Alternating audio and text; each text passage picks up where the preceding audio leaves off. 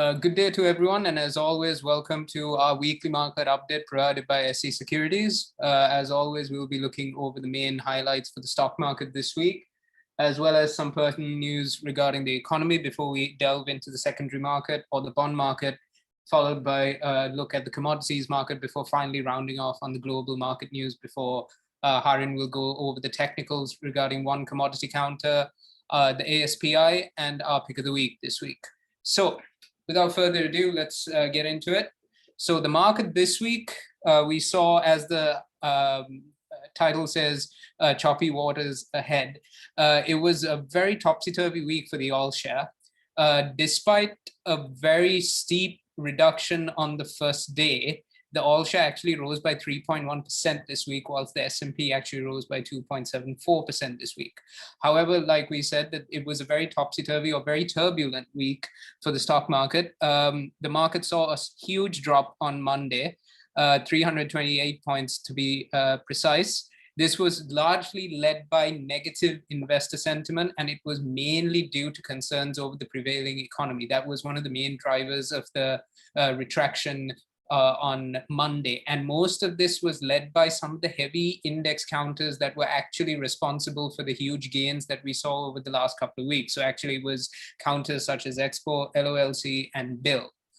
Moving on, we saw though that on Tuesday and Wednesday, this actually picked up slightly on Tuesday, and by Wednesday the market had pretty much made up and gone above some of the losses and had managed to recoup and then some on some of the losses that it had made on Monday. So the actual market did recover and actually go into the green by midweek. So again, as we say, there was renewed buying and interest from the investors. And to be honest, we did expect Tuesday to be in the green, as since this was somewhat of an exacerbated fall, we did see investors taking advantage of the lower prices on Monday and recouping some kind of profit. And that was the same story on Wednesday. However, as we moved to Thursday and Friday, we saw the stock market actually register in the red, but very small amounts. It was actually down in quite insignificant amounts compared to the kind of peaks and troughs that we witnessed earlier on in the week. So like we said, yes, and one other key feature this week is that the turnover was comparatively low. So even in terms of the counters that really affected this erratic behavior, again, like I said, Bill, Expo, and LOLC. So these were the heavy index counters that actually led to this erratic movement.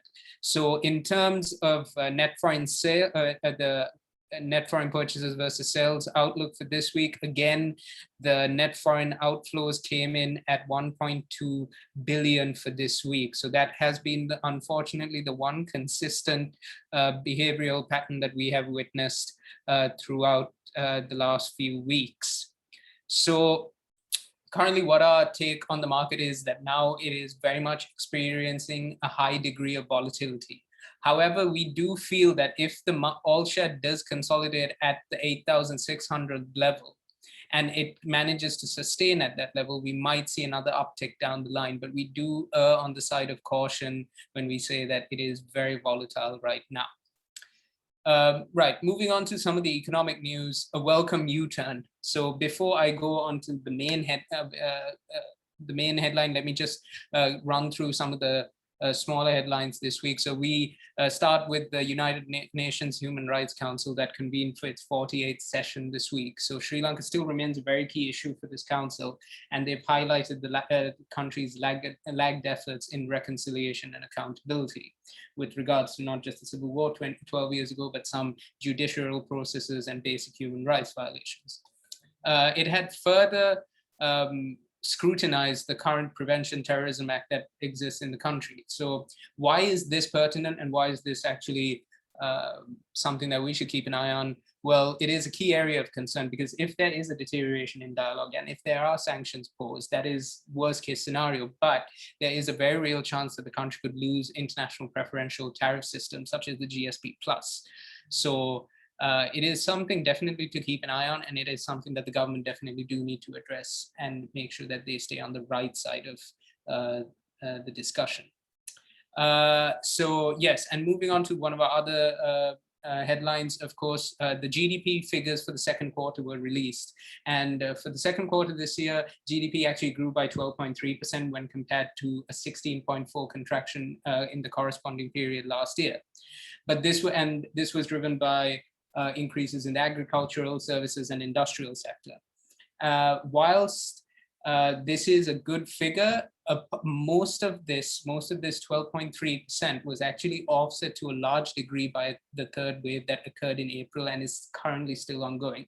So in terms of the third quarter GDP figures, we actually expect it to be severely impacted as a result of lockdowns, because lockdowns were in place since the beginning of August and is now at the time of writing this report, it wasn't confirmed, but now we do know that the lockdowns will continue till the 1st of October at the very least. So that means 2 months out of the third quarter have been functioning within lockdown parameters. So we do believe that the third quarter GDP figures will not be too pleasing to read. And our main headline, saving the best for last, is that Sri Lanka has actually stated that it will no longer go for further international sovereign bond rounds in terms of a long-term debt financing system. And they will look to replace it with other alternatives. So currently we have, in order to pay 13 billion, so we had close to 15 billion worth of ISPs. This year alone, we have paid 2 billion. Now, one of the main reasoning we feel as to why they want to switch from these ISPs is that most of these ISPs were taken out in the US market. So now when these ISPs were taken out, they were taken under the law of New York or New York law. In New York law, what it states is that if a government, state, or any party were to default on that loan, according to New York law, they can actually seize assets worth to that amount that they defaulted. So maybe this is one of the main reasons why the government has decided that this may no longer be a viable option in terms of a debt financing instrument. And so now moving on to the secondary market, there wasn't much really in terms of the Forex market. But what we can do is highlight on one of the major storylines that came out yesterday. So our headline reads, breaking the glass ceiling. So the central bank finally lifts the cap on yield controls. So we have consistently talked about how in numerous rounds of treasury bill auctions over the last 3 or 4 months, there have been a price ceiling or yield control. The central bank actually moved yesterday to remove the yield control on next week's 12-month treasury bill auction. So this actually is a good sign, because this de facto policy rate is actually what led to a large volume of liquidity injections by the central bank, which led to forex shortages and reserve losses and a huge amount of CBSL holdings in government securities, which is actually having these yield controls was actually quite moot, because it was negating any impact of the recent policy rate revisions. So in a sense, this is a very welcome move. So kudos to them. And in terms of the commodities section today, the main headline is aluminium prices crosses the $3,000 threshold as China imposes further production curbs. Now, we have been talking about this for the last month and a half or so. So aluminium prices, we were actually predicting that it would touch 3,000 at the start of next year. It actually briefly touched $3,000 per ton on Monday at the London Metal Exchange, before settling at $2,879 per ton by the end of the week. So this is the first time it's actually hit the 3,000 mark since 2008. And the primary reason, as we have highlighted, is that China continues to pose restrictions on production. So this year alone, we have seen aluminium rise by 50%, whereas in the last 3 weeks alone, we have seen counters price rise by 15%. So that is quite significant. So as we have said, there have been production cutbacks, but this week, they were further exacerbated by the fact that there were more cuts in the Yunnan province, which accounts for around 10% of China's aluminium capacity. So the government had told smelters this week to keep the average monthly output for September to December at August levels or preferably lower. So a combination of reduced supply and high demand has pushed the equilibrium price to a much higher level, and which is why we're seeing these overinflated prices for aluminium. So as we have reiterated time and again, counters such as Alumex, despite whatever hedging function they might have, this will impact their margins moving forward, at least in the next year or so. And finally, touching upon the global market news, Asian markets actually ended the week in the green, breaking a two-day losing streak. So the Hang Seng rebounded by 0.4%, whilst the CSI 300 rose by 0.3% respectively. So at the start, Asian markets were guarded, and a lot of eyes were on the data release pertaining to the US Consumer Price Index and retail figures. Whereas midweek, we saw a dip in the index driven mainly by China retail figures coming in below expectations, and coupled with a plummet in casino shares. European markets actually had a mixed week, and the pan-European stock 600 rose marginally by 0.5% on Thursday. The start of the week saw the European stock start on a positive note and end in the green, breaking a 5-day losing streak. But midweek saw indexes coming in mixed as the UK inflation figures, I beg your pardon, soared to a 9-year high. So the CPI for the UK rose by 3.2%, which is actually the sharpest rise since records began. So that was one of the main fundamental driving factors for European markets being in the mix this week. And the same goes for the US index. It was somewhat bearish week with a slight gain midweek. And the indexes actually ended in the red zone on Monday, despite better than expected inflation data. On Thursday, the Dow Jones contracted by 0.18% on the back of a weekly jobs claim report that signaled a mixed economic outlook. Whilst another key news highlight that we've actually picked up this week, and something that might require our attention moving forward, is that the House Democrats are lobbying for a new tax hike on individuals and corporates to finance a $3.5 billion spending package. So if that actually gets passed through, expect US markets and even global US markets to actually come down somewhat, and that of course will have what we know as a knock-on effect for the rest of the global markets. Those actually wrap up our major news headlines for this week. So now I'll hand it over to Harin, who will take you over our commodity watch for this week, which is WTI oil, crude oil, and then through the notions for the ASPI, and finally our pick of the week this week, Expo. Over to you, Harin. Thank you, Nuwan.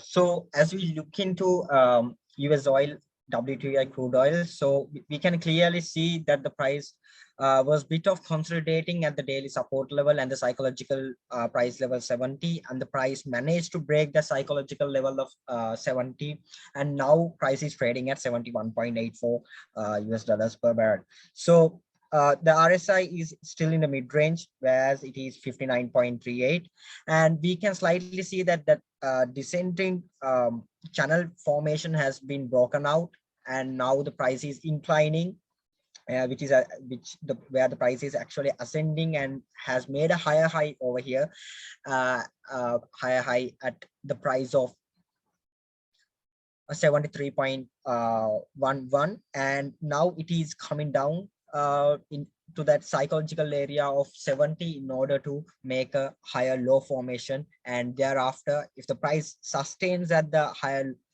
higher low formation at that psychological area of price level, which is $70 per barrel, will be able to expect the daily resistance 74.576.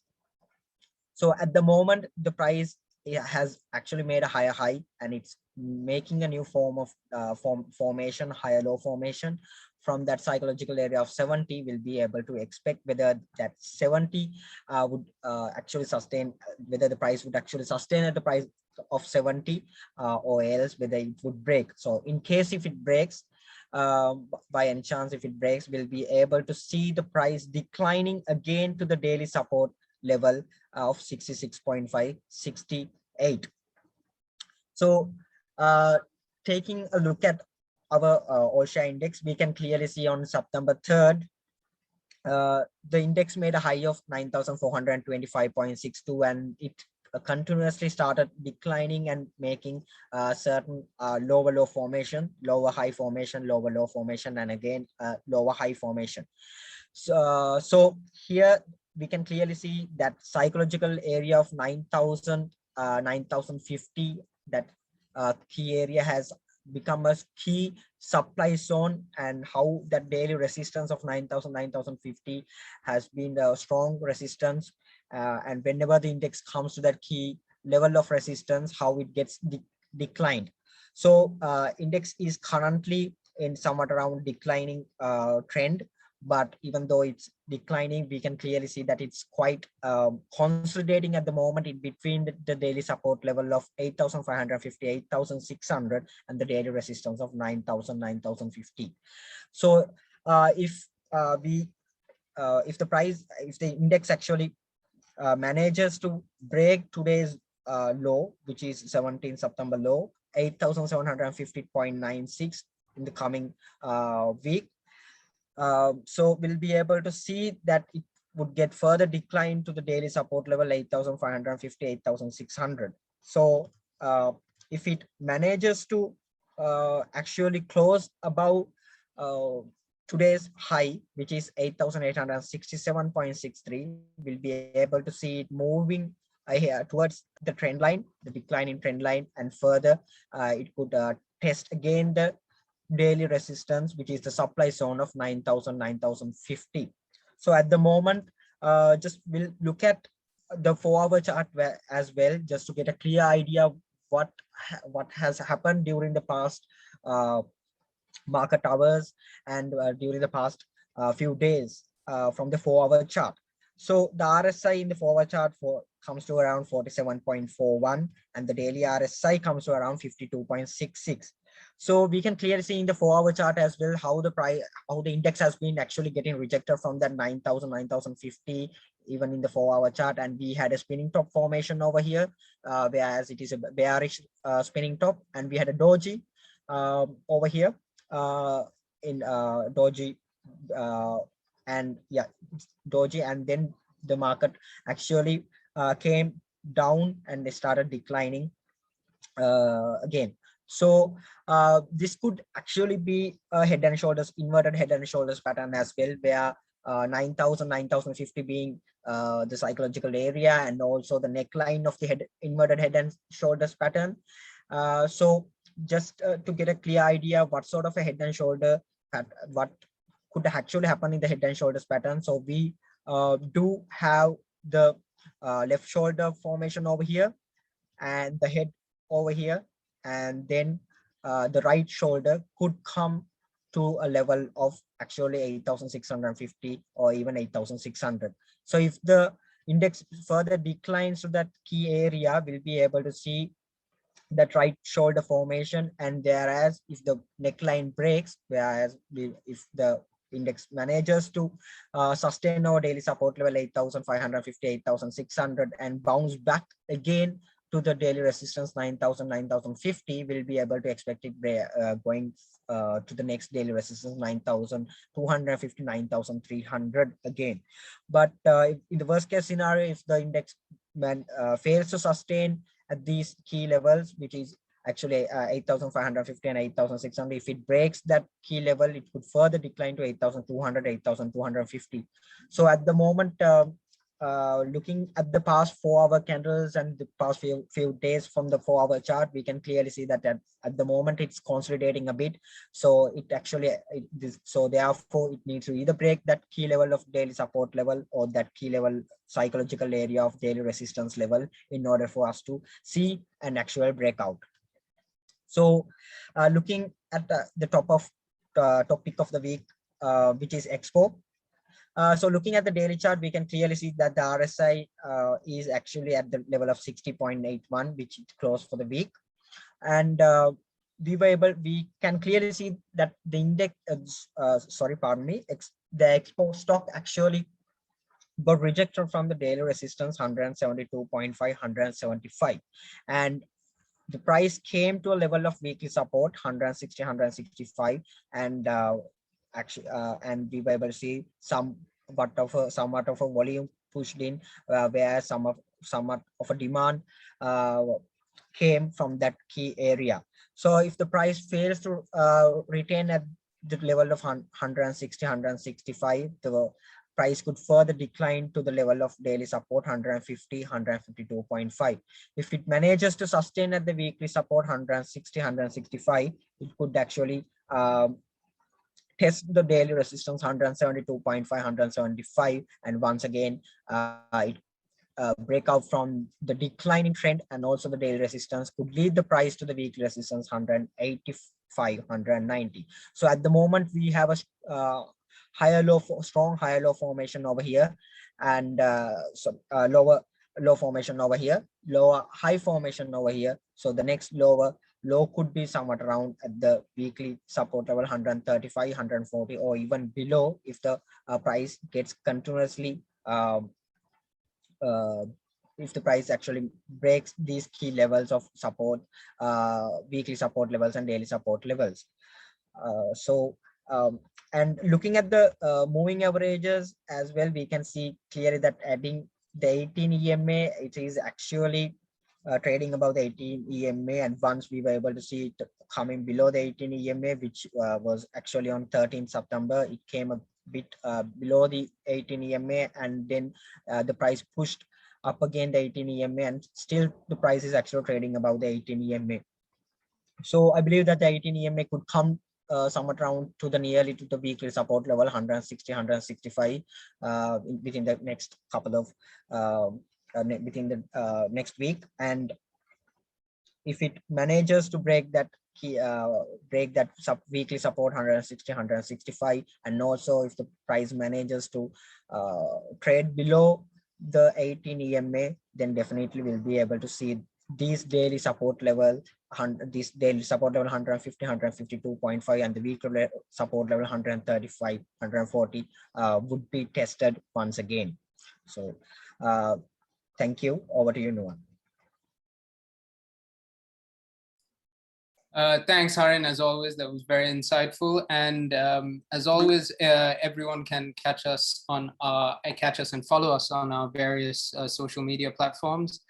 We do inundate y'all with all the latest news and deliverables that we do post, including this weekly market update.